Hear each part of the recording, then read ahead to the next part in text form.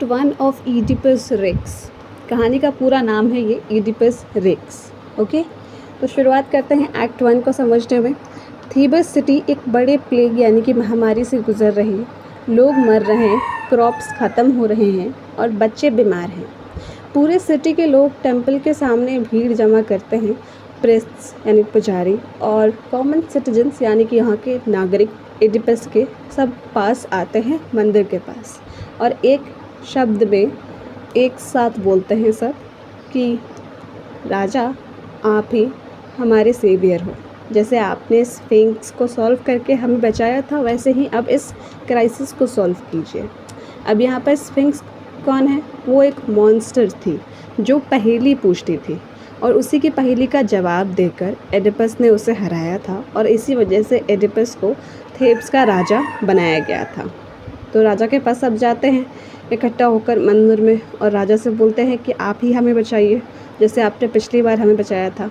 फिर Oedipus full confident tone में बोलता है कि मैं तुम्हारा दुख अपना मानता हूँ, मतलब मैं तुम्हारा दुख अपना दुख मानता हूँ। इसको सही से कहा जाए तो कि प्रजा का दुख ही राजा के लिए भी दुख है, ताकि वो सॉल्व करे और प्रजा खुश रहेगी तो फिर राजा भी ऑटोमेटिकली खुश रहेंगे। तो वो फिर अगली लाइन क्या बोलते हैं? मैं तब तक चैन से नहीं बैठूंगा जब तक इसका सल्यूशन नहीं निकलता। तो यहाँ पर एडिपस के कॉन्फिडेंट टोन में क्या कहा था, वो दो बातें, और इसको आप ऐसे भी देख सकते हैं एडिपस का वचन कि प्रजा का दुख यानी कि राजा का दुख, और तब तक चैन से नहीं बैठेंगे जब तक इस प्रॉब्लम का सल्यूशन नहीं निकल जाता। ठीक है। फिर उसके बाद उसने अपने साले क्रियान को डेल्फी के ओरेकल टेम्पल ऑफ अपोलो भेजा है ताकि वहाँ से सल्यूशन मिल सके।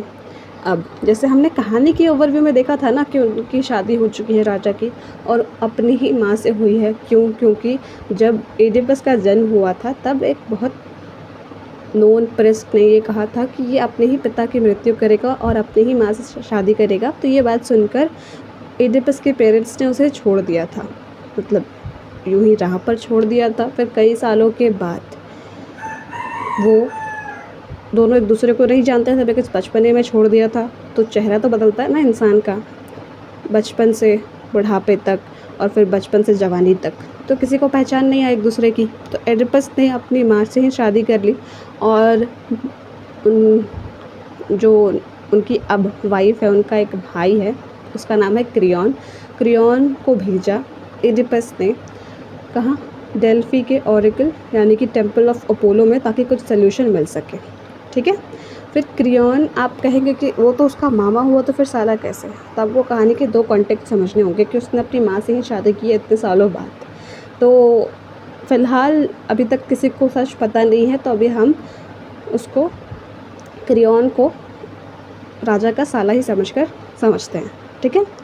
तो फिर क्रियॉन रिटर्न आते हैं और बताते हैं कि प्लेग का रीज़न यह है कि तुम्हारे पुराने किंग लाइस का मर्डरर अभी भी थेबस में घूम रहा है, उसे सज़ा देना ही इसका सल्यूशन है। अब पहले के राजा कौन थे? लाइस, LAIS, वो ही एडिपस के असली पिता थे। तो जब उनकी मृत्यु हो गई, मृत्यु यहाँ पर मर्डर किया है, किसी ने मारा है, तो उनकी माँ विधवा हो गई, इसलिए उन्होंने दोबारा जो अभी राजा बने एडिपस, उससे शादी कर ली। और अभी तक किसी को नहीं पता है कि एडिपस ही उनका बेटा है। और आगे कहानी में क्या होता है ये देख लेते हैं। जब ये बात पता चली एडिपस को कि अभी तक पिछले राजा का मर्डरर घूम रहा है, इसी कारण ये महामारी हो रही है, तो ये सुनकर एडिपस शॉक हो जाता है और तुरंत पब्लिक को प्रॉमिस करता है कि वो उस मर्डरर को एक्सपोज करेगा। उसके बाद ये सीन बहुत इम्पॉर्टेंट है कि एडिपस की शपथ। ओके, यहाँ एडिपस अपनी ट्रैजिक आयरनी क्रिएट कर देता है। वो गुस्से में बोलता है कि जो भी मर्डरर है, चाहे वो मेरा दोस्त ही क्यों ना हो, उसे एग्जाइल या पनिशमेंट मिलेगी। एग्जाइल मतलब एट द एंड मृत्यु सबके सामने। उसके घर में कभी सुख शांति ना हो, ऐसा उसने श्राप दिया। और यही उसका ट्रैजिक डाउनफॉल का सीड है, क्योंकि उसे पता ही नहीं है कि मर्डरर एक्चुअली खुद एडिपस है, यानी कि वो खुद ही मर्डरर है, और उसे ये बात पता नहीं थी। लेकिन फिर भी अब श्राप तो दे दिया है, और उस ज़माने में श्राप की बड़ी इंपॉर्टेंस होती थी। और उसके बाद इस एक्ट में एक और इंटरेस्टिंग मोमेंट आता है कि प्रॉफेट टाइरेसियस की एंट्री। अब ये जो प्रॉफिट हैं, इनको पहले से ही सारा सच पता है कि एडिपस ही पहले के राजा और अभी की जो रानी है उनके बेटे हैं, और उन्होंने ही अपनी माँ से शादी की है, और उन्होंने ही अपने पिता का मर्डर किया है अननोविंगली। अब ये भले ही ब्लाइंड हैं, यानी इनको आंखों से दिखाई नहीं देता, लेकिन इन्हें सच्चाई पता है क्योंकि प्रॉफिट है ऑब्वियसली। और उसके बाद इडिपस उसे फोर्स करता है कि वो बताए कि मर्डर कौन है, किसे? प्रॉफिट ट्राइसियस को, क्योंकि उसे पता था कि भले ही ये ब्लाइंड हो लेकिन इनको सच्चाई पता ही होती है। फिर पूछने पर ट्रायस थोड़ी देर चुप रहते हैं पहले, पर जब इडिपस ज़्यादा जिद करने लगते हैं तब वो एक्चुअल में सच बता देते हैं कि इडिपस तुम ही हो मर्डरर।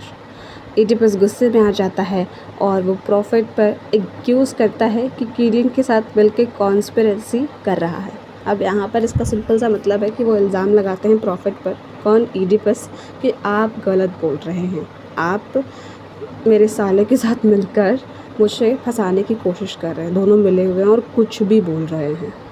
तो यहाँ पर एक किंग के तौर पर वो अपनी सिटी को प्लेग से बचाना तो चाह रहे हैं, लेकिन अननोविंगली अपने आप को ही श्राप दे देते हैं, क्योंकि उन्हें पता नहीं होता है, मे बी मेमोरी से निकल गई होगी कि उन्होंने अपने पिता का मर्डर किया है।